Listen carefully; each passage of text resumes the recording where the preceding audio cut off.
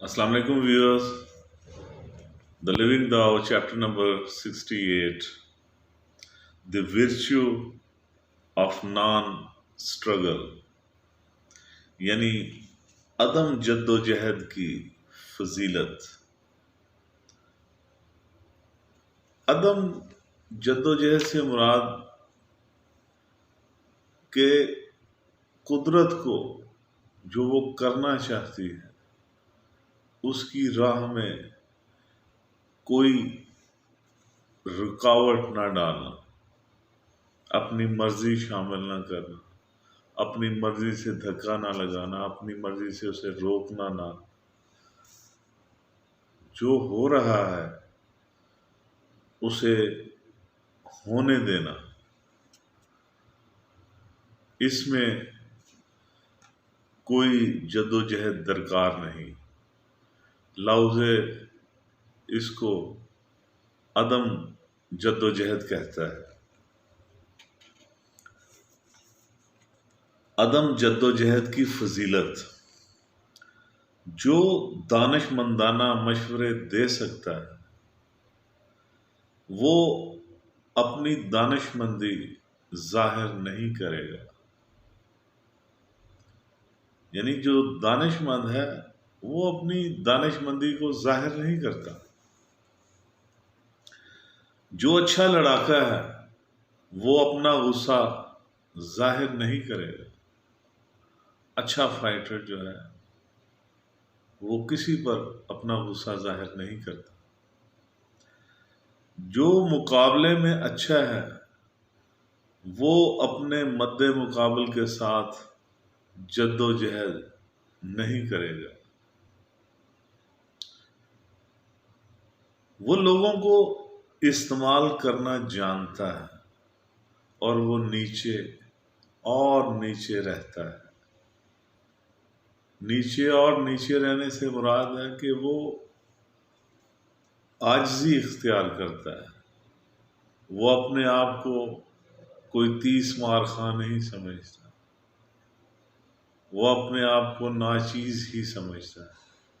हर वक्त इज्ज और इनकिसारी का मुजाहरा करता है और इस तरह वो लोगों की क्वालिटीज़ और लोगों के जो मुख्तलिफ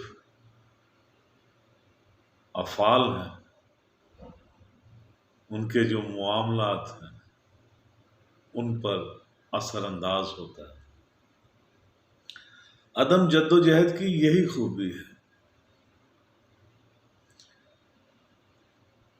ये दूसरों की सलाहियतों का भरपूर इस्तेमाल है। अदम जद्दोजहद खुद कुछ भी ना करते हुए, जब आप कुछ नहीं करते और कुदरत को जो वो करना चाहती है करने देते हैं, तो ये उसकी सलाहियतों का इस्तेमाल है।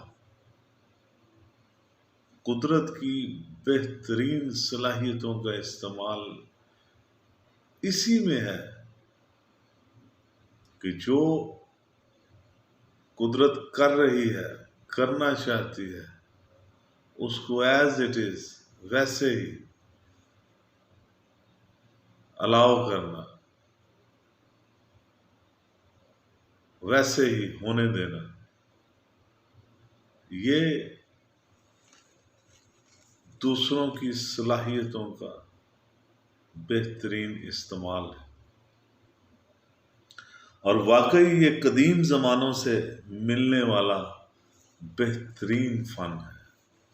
कदीम ज़मानों से ये बात अनमूव्ड मूवर, इंग्लिश में इसको कह लें, उस हवाले से जानी जाती है। जो शख्स इस दुनिया में रहते हुए अपनी पसंद और नापसंद कुर्बान कर देता है, वो अपनी ज़िंदगी और लोगों की बेहतरीन सलाहियतों का بہتر استعمال کرنا جانتا۔ یہ تھا لاؤزے کی کتاب دا لیونگ داؤ کا chapter number 68، the virtue of non struggle. میرے ساتھ رہنے کا شکریہ۔ میرے چینل کو سبسکرائب کرنا مت بھولیے گا۔ میرا فیس بک پیج نگاہ NIGAH، اس کو بھی لائک اور شیئر کر دیجیے گا۔ آپ کا بہت بہت شکریہ۔